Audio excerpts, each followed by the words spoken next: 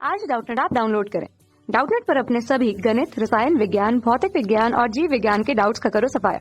बस प्रश्न की फोटो खींचो, एक ही प्रश्न को क्रॉप करो और तुरंत वीडियो सोल्यूशन पाओ। अभी डाउनलोड करें। किसी चालक के संपूर्ण आयतन में स्थिर विद्युत विभव का मान नियत क्यों रहता है तथा इसका मान चालक के पृष्ठ पर एवं उसके भीतर एक समान क्यों रहता है, ये हमें बताना है।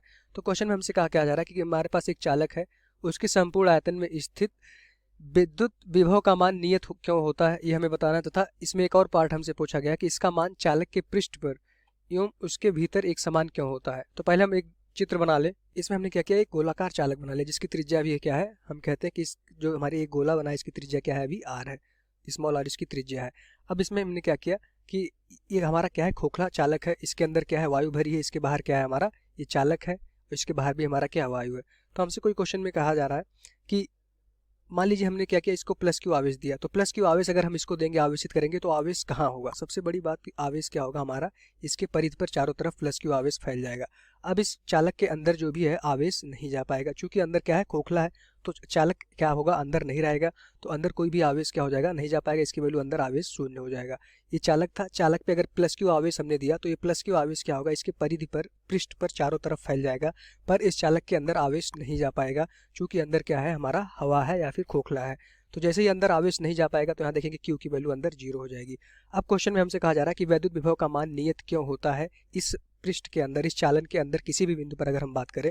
हम मान लेते हैं कि हमारे पास एक बिंदु ए था, ए बिंदु हमारे पास बी था, ए बिंदु हमारे पास सी है, एक बिंदु हमारे पास डी है। तो इस ए बी सी डी बिंदुओं पर विभव का मान नियत क्यों हो जाता है, ये हमें बताना है। अब जैसा कि हम देख पा रहे हैं इस चालन के अंदर जो है आवेश क्या है, शून्य है। अगर आवेश शून्य हो जाएगा तो हम देखेंगे वैद्युत क्षेत्र भी शून्य हो जाएगा। इस चालक के किसी भी बिंदु पर देखेंगे, चाहे वो ए हो, चाहे बी हो, सी डी, किसी भी बिंदु पर देखेंगे तो वैद्युत क्षेत्र क्या हो जाएगा, शून्य हो जाएगा।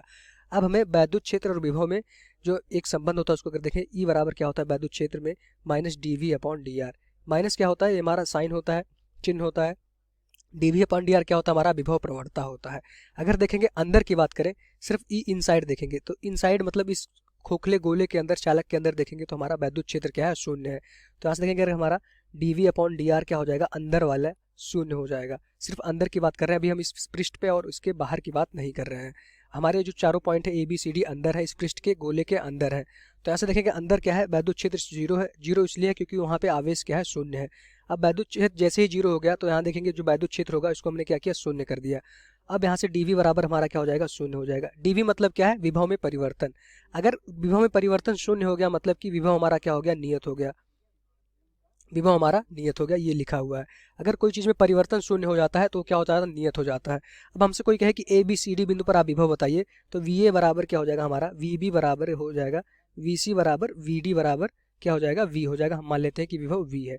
अभी v क्या है अभी हम आपको बताएंगे, पर अभी हमने कहा कि ये चारों बिंदु पर विभव क्या हो गया, नियत हो गया।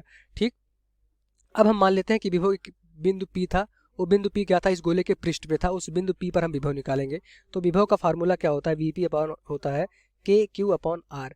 के क्यू क्या होता है, जो आवेश हमने क्या है इस गोले को दिया है, आवेश हमने इस गोले को प्लस क्यू दिया है, उसकी वैल्यू होती है। आर क्या होती है, गोले की त्रिज्या। तो आर की त्रिज्या क्या है, हमारा स्मॉल आर है। तो यहाँ से देखेंगे वी पी बिंदु पर हमारा जो विभव हो जाएगा उसकी वैल्यू हो जाएगी हमारा के क्यू अपॉन आर। ये हमारा पी बिंदु पर विभव हो जाएगा, मतलब कि पृष्ठ पे, गोले के पृष्ठ पे जो विभव होगा वो क्या हो जाएगा, के क्यू अपॉन आर हो जाएगा।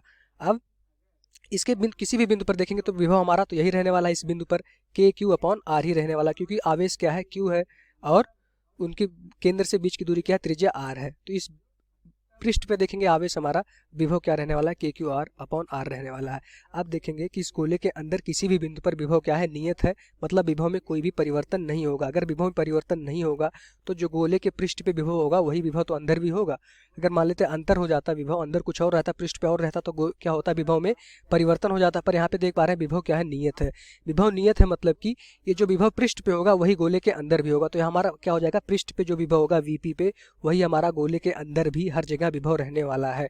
मतलब ये हुआ कि यहाँ से हम देख पा रहे हैं अंदर हमारा क्या है, वैद्युत क्षेत्र 0 है। अगर वैद्युत क्षेत्र 0 है तो विभव में परिवर्तन 0 हो जाएगा। अब विभव में परिवर्तन हम देख पा रहे हैं कि पृष्ठ पे जो हमारा विभव है, चूंकि पृष्ठ पे आवेश है तो पृष्ठ पर ही विभव आएगा इस प्लस क्यू आवेश के कारण।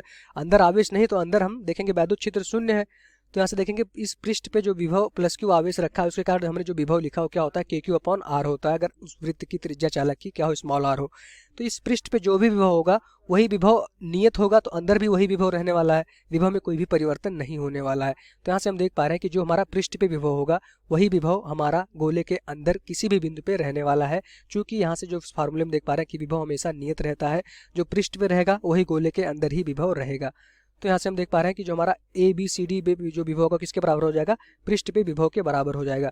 तो इस क्वेश्चन में हमसे पूछा गया था वैद्युत विभव का मान नियत क्यों हो जाता है। नियत इसलिए हो जाता है कि वैद्युत क्षेत्र अंदर क्या हो जाता है, जीरो हो जाता है। चूंकि अंदर कोई भी आवेश रह नहीं पाता, अगर वो चालक है तो उसके अंदर वैद्युत क्षेत्र जीरो हो जाएगा। वैद्युत क्षेत्र जीरो होने की वजह से हमारा विभव नियत हो जाता है। ठीक, अब दूसरा हमसे पूछा गया था इसका मान चालक के पृष्ठ पर एवं उसके भीतर एक समान क्यों होता है। एक समान इसलिए होता है क्योंकि अंदर वैद्युत क्षेत्र तो जीरो हो गया, अगर अंदर वैद्युत क्षेत्र जीरो हो गया तो विभव क्या हो गया, नियत हो गया। अब ये जो प्लस क्यू आवेश हमने दिया है, ये हमने प्लस क्यू आवेश जो इस गोले के बाहर बिंदुओं पर दिया हो, जो गोले के बाहर चारों तरफ से प्लस क्यू आवेश फैले हैं, उस आवेश की वजह से इस गोले पर पृष्ठ पे हमने विभव निकाला किसी भी बिंदु पी पर हमने विभव निकाला, उसकी वैल्यू क्या होगी, के क्यू अपॉन आर। विभव का सूत्र ही होता है के क्यू अपॉन आर होता है ये हमारा। तो यहाँ से विभव क्या होगा, पृष्ठ पर विभव इतना आ गया। अगर पृष्ठ पे विभव इतना है और हम देख पा रहे हैं कि विभव नियत ही रहने वाला है, तो वही तो विभव अंदर भी होगा ए बी सी डी किसी बिंदु पर। अगर मान लेते कि पृष्ठ पे कुछ और विभव रहता, इस बिंदु ए पर कुछ विभव और आ जाता तो विभव में परिवर्तन हो जाता। अगर विभव में परिवर्तन हो जाता तो हमारा नहीं रहता, तो हमारा वो कुछ ठोस वस्तु बन जाता, पर वो चालक नहीं रहता। विभव में परिवर्तन नहीं करना है, विभव नियत रहना है। तो जो पृष्ठ पे विभव होगा वही चालक के अंदर किसी भी बिंदु पे आप बात करें, किसी भी बिंदु पर विभव में कोई भी परिवर्तन नहीं होगा। जो पृष्ठ पे विभव होगा वही चालक के अंदर विभव होता है, हमेशा इस चीज को याद रखिएगा। तो हमसे कहें कि बिंदु ए पर डी पर विभव का मान बताइए, तो विभव का मान के क्यू अपॉन आर क्या हो जाएगा, के क्यू अपॉन आर। हमेशा ये हमारा जो बिंदु ए और ओ केंद्र के बीच की दूरी पर निर्भर नहीं करता। जो पृष्ठ पर विभव होगा वही हमारा हर एक चालक के अंदर हर एक बिंदु पर विभव वही नियत रहने वाला है। यही हमारा इस क्वेश्चन का आंसर हो जाएगा। इसका जो कारण यही है कि गोले के अंदर चालक के अंदर कोई भी आवेश नहीं रहता। आवेश न रहने की वजह से वैद्युत क्षेत्र जीरो हो जाता है। जैसे ही वैद्युत क्षेत्र जीरो होता है तो वहां से विभव क्या हो जाता है, नियत हो जाता है। इस फार्मूले से जो वैद्युत क्षेत्र और विभव में हमारा संबंध बताता है। तो हमारा इस क्वेश्चन का आंसर यही हो जाएगा कि जो हमारा पृष्ठ पे विभव होगा वही हमारा अंदर भी किसी भी बिंदु पर विभव नियत ही रहेगा, और वही अंदर किसी भी बिंदु पर विभव हो जाता है। यही हमारा आंसर हो जाएगा। Thank you. कक्षा 6 से 12वीं से लेकर नीट IIT JEE वो एडवांस के लेवल तक 1 करोड़ से ज्यादा छात्रों का भरोसा। आज ही डाउनलोड करें डाउटनेट ऐप या व्हाट्सएप करें अपने सारे डाउट्स 8400 400 400 पर।